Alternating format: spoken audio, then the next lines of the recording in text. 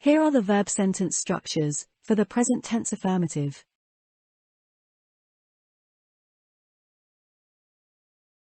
Make a sentence using these words.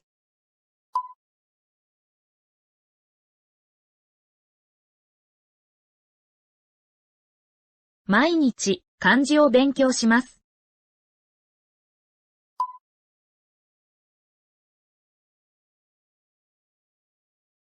田中さんは今日学校に来ます。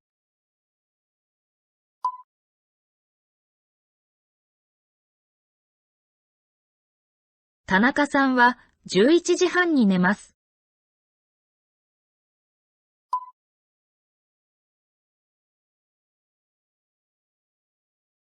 田中さんは週末、うちに来ます。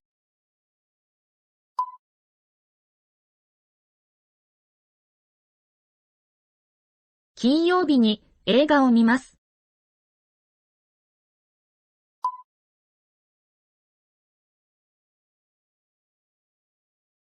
田中さんは来週東京に帰ります。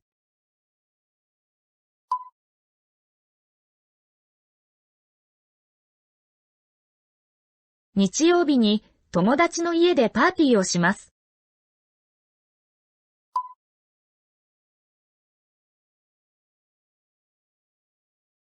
田中さんは毎晩お酒を飲みます。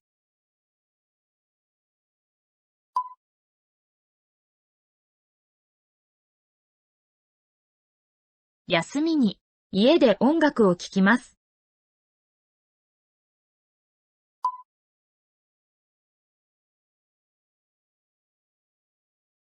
4月10日に日本に帰ります。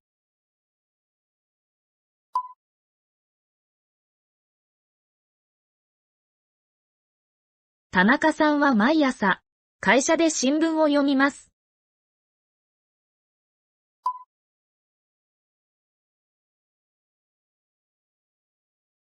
7時に起きます。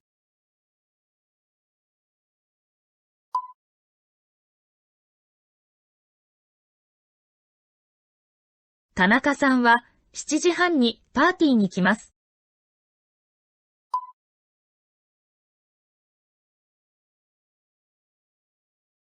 田中さんは外国語を話します。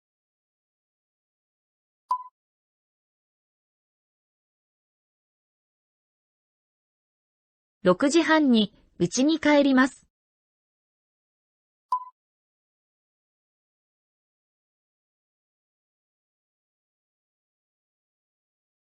学校で弁当を食べます。